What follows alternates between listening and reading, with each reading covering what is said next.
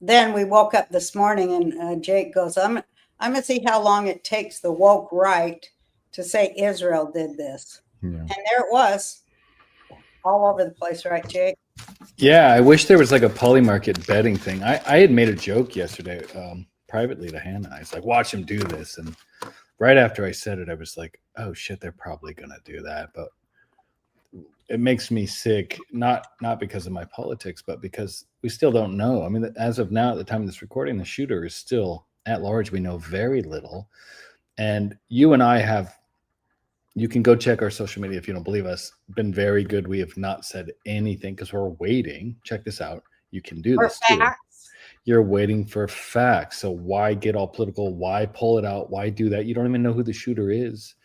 And you know, I've seen it before. It's obviously nothing new that people politicize tragedies, but this one's especially disgusting to me because of who Charlie was and what he stood for. This is not an extremist. Charlie was not like some of us, you and myself, get in trouble sometimes by saying things like, he was pretty moderate in my opinion. I know some people might disagree, but he was not an extremist. He was not an engagement farmer. He traveled to universities and he had open dialogue with students. That was it.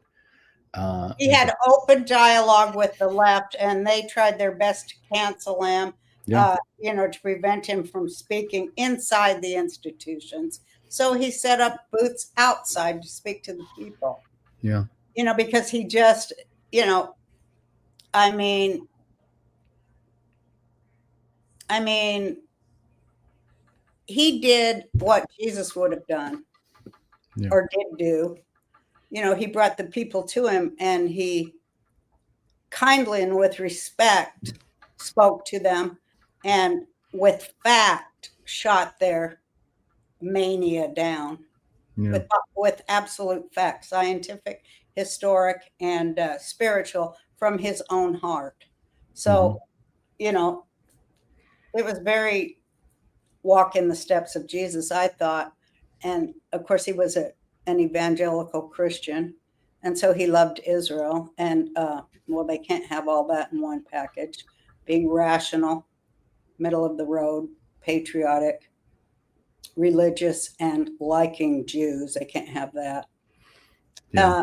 And of course, I feel like it could have been the right, it could have been the left. I don't know who it was, but whoever it was, they that they were a professional. They weren't no regular student.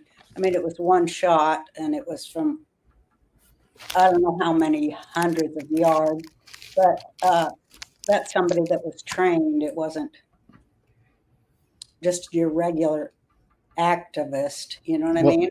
I want to push back on that. I think it was 173 yards, but, and I haven't gone down this road yet. And I'll obviously, this is your opinion. I'll let you go with it, but I don't necessarily think this had to be a professional. It could have been a foreign intelligence. It could have been the Mossad. I don't know. Like I said, I don't know. My thing is, I'm not going to say, but that shot is something that can be done with a little bit of training. And because when you killed your first deer here in Texas, that was actually at about 350 yards, and it was one shot, one kill in the neck. It can be done. You had no training. I just don't like that. I did too. I shot guns for years. I did have training. Yeah, but you weren't professional. You're not a professional hitman. You're just someone that shot guns. Like what Yeah. I'm saying is 2 hours in the range, you can hit that shot. And if a professional probably would have aimed for the head, like they usually do in assassination. So when you see that he got hit in the jugular on the lower left side, Well, they said he got hit in the bulletproof vest and it bounced up. oh, I haven't heard it. I don't think he was wearing a vest. I don't know. I'm just saying it doesn't necessarily mean it's a professional. It could be, but like we said, we have to decipher the facts as they come. It's the thing online, exactly. But no, I saw the shot. It looked like it hit him in the neck. That could be someone aiming for a headshot. That's not a great shot. It could have been. We don't know. The point is, we don't know. Killed him. Yeah. What seems professional, at least, is that there seem to be decoys in the crowd. Yeah, that seems professional. And how come security, knowing it was that large of a crowd, didn't like pre-scan, look at the rooftops, just like in Butler What?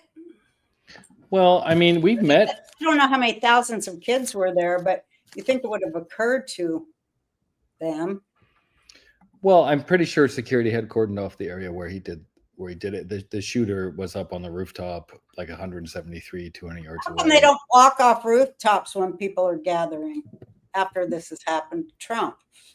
You just can't block off every rooftop. It's just You can block off every staircase. Yeah, but this was outside of the rooftop that was used was outside of the scope of where he was speaking. It was They like, still could have blocked off all access to every rooftop. so what is it that you're suggesting? This was like an inside job? I'm not smiling. I'm just asking. No, I'm just saying it lacks Homeland Security, for Christ's sake.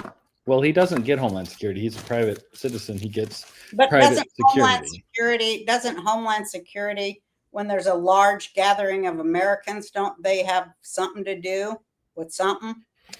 I don't know. It's a good question. I know I've met, and you have met, Charlie's private security because we did a couple Turning Point events. They're great. They're professional. They're top of the line. Remember that guy who drove us around? I don't want to say his name, but I don't think that Charlie's security talk about professionals either, because Charlie's security wasn't responsible for rooftops and outlying buildings. Exactly. Certainly the university was, and certainly somebody was. Yeah. Or they should be, for heaven's sake, in the future, when a conservative is speaking in public. And there have been so many of these shootings from Las Vegas on. We've never heard a thing about that either. Yeah, but, or Butler. I mean, seriously, there are too many things to ignore that shouldn't have happened. I recently opened up about somebody close to me who experienced post-COVID vax side effects.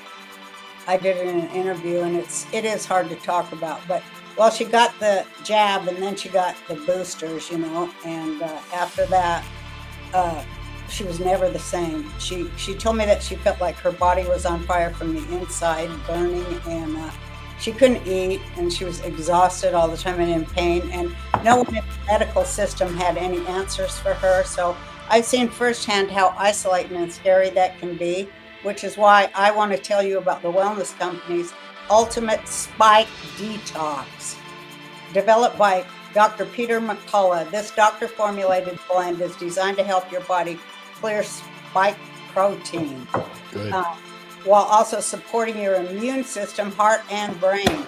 It combines 7 natural ingredients, nattokinase, nattokinase, to help break down spike protein, bromelain to support immune health, and turmeric with black pepper to reduce inflammation and repair your cells. If you or someone you love is still suffering, don't wait. Go to twc.health/RB and use code RB for 10% off plus free shipping.